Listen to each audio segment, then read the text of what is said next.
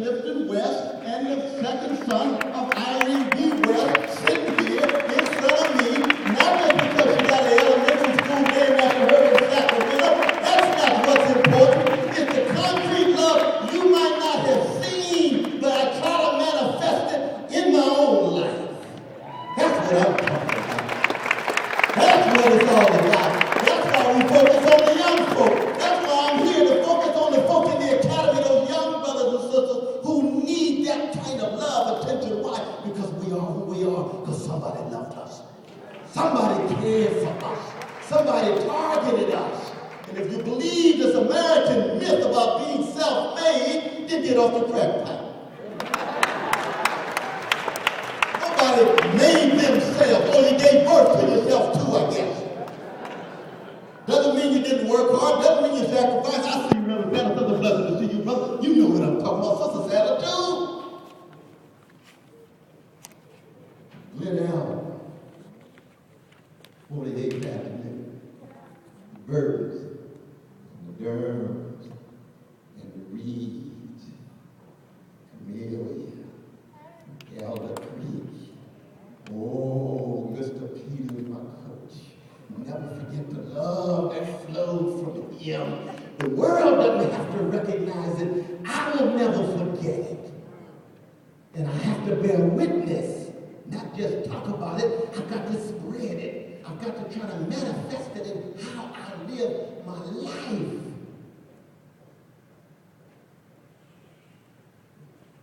Then on the Will C. Boulevard, south side of Sacramento, I'm told that Bill Mahan might even be in the house. Brother Mahan somewhere around. Yes, give my brother a hand. This time I know he's so humble. Here's our teacher. Here's our teacher. Here's our coach. Loving us together. Bill Mahan. Give it up. Give it up for Bill. Hold on here. I don't even check sometimes. We're only in sack though. We don't have time to steal away and kick it with him. And Sister Connie. Sister Connie is his lovely companion and thing, but there he is sitting there with a smile, both of them with a smile on their face. On the love train, Cliff West, winner of the state meet the mile run, not ordinary for a Negro, winning the mile run, winning the Golden West, not ordinary for a Negro. We win 100, 200, 400, 8, slowing down a little bit. In 1968, to win the mile, you got to work hard, have a whole lot of love and discipline, and have a serious coach who keep you together. That's what we're talking about. That's what we're talking about. And then we go inside that Baptist church, Mrs. Cook. Mrs. Cook is here somewhere. Where is she? Oh my God, please stand. Please stand. I'll be the cook. These Mitchell are one of the greatest Christian preachers in the history of California. Willie P. Cook, Miss Cook, sitting on the front row. My God, what a blessing to see. Love you so.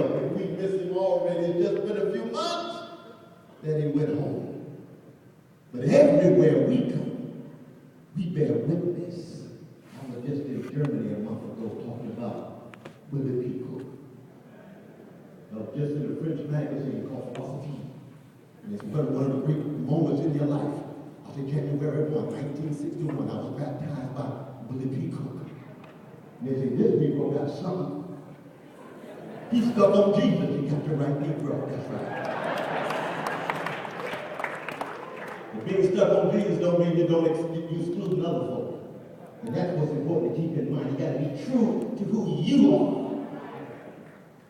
I'm glad my brother Hassan is truly being a Muslim and prophetic uses that flow through the Muslim tradition. But at the same time, he always reaches out to humanity across the board, across color, across country. That's what this gathering is all about. And I do want to, of course, acknowledge Cynthia and Brother Herb there. Oh, Eric, brother. Yeah, well, I'm going to do these things pretty soon. Go into Sister Ronnie, remember the EOP scholars as well. I'm going to go on and on and on and on about this, but family matters. fundamental matters. Church matters in my life more the practice than just the preaching, though. But I'm suspicious of a lot of the institutional expressions when the love is not in it. Oh yeah. Oh yeah. People invite me all around the country. Oh, can you come to my mega church? We've got magnificent success. I said, do you have mega love, mega courage, and mega justice? Well, I don't know about that. Then I'm going to have a very difficult message. Oh, I got a message for you. Because I was taught don't just attempt to be successful, be faithful. That's what Reverend Willie Cook taught us. Your calling is to be faithful. The quality of who you are. That's when I talk about my brother.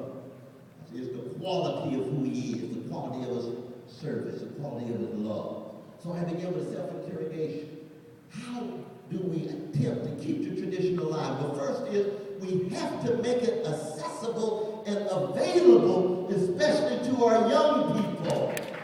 And we're living in a culture of superficial spectacle, a culture of narrow narcissism and hedonism and narrow individualism that's obsessed just with the present moment, characterized by love of pleasure and love of wealth, rather than a Sankofa sensibility that tells us to look back at a tradition that shapes us so that we keep in mind the three dimensions of time, the past, the present, and the future.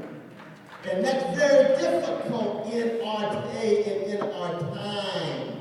Because our young people are bombarded every day with titillation, stimulation, orgiastic foreplay, obsession with things, possessions, and commodities, and told to be grand is to be the biggest peacock on the block.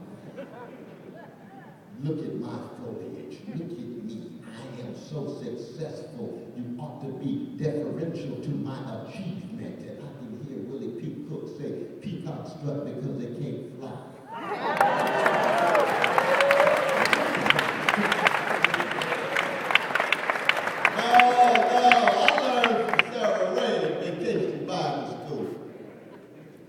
To be an eagle. The eagle stirs its nest, soars with dignity, quiet dignity and majesty, but keeps track of what's going on the ground, because it's not about your individual success.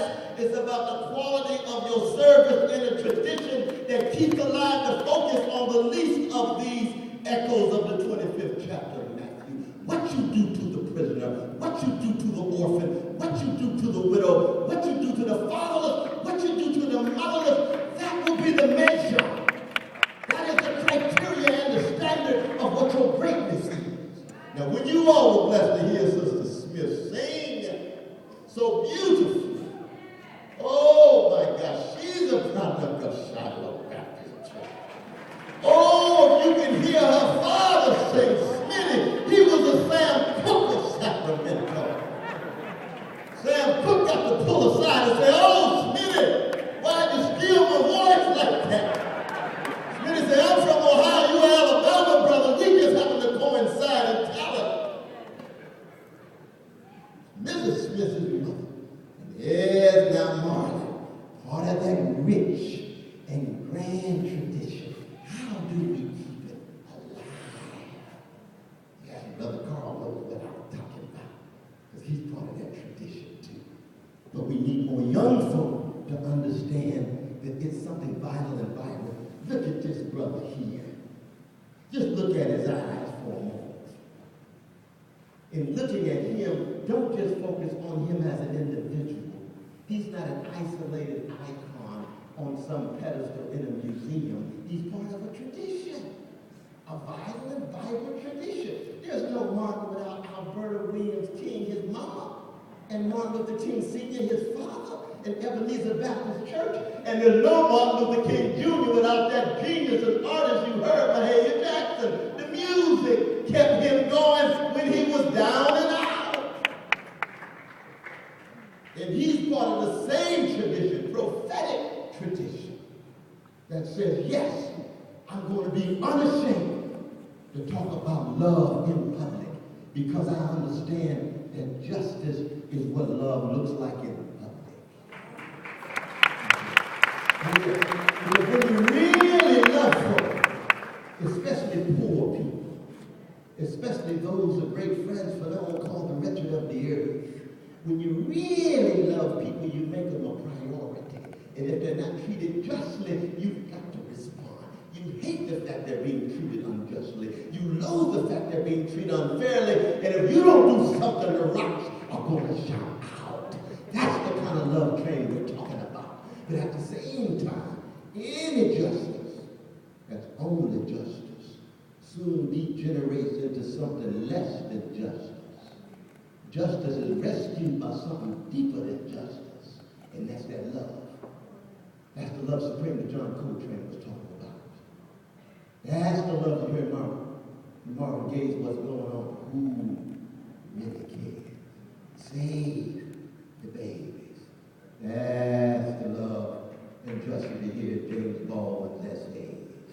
You hear the Rabbi Abraham Joshua Heschel's Man in Search of God, Brother Kenny Jones, and Kenny Jones know what I'm talking about. That's the justice you hear Bob Dylan from the vanilla side of town. He's a blues man too. Jewish brother. Bruce Springsteen on the vanilla side of town. Blues brother. He's on the love train too. You see it in the life of a Stokely Carmichael who gave so much for people who often didn't appreciate his sacrifice. Why? Because the tradition was not accessible to them.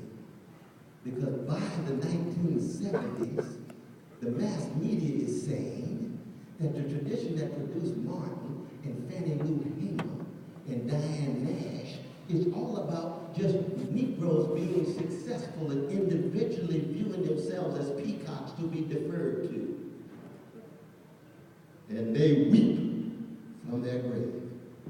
We didn't sacrifice. We didn't go through all these blood, sweat, and tears just to produce individual successes. We wanted a dream that embraced everybody, beginning with the least of these. It could be poor Brown.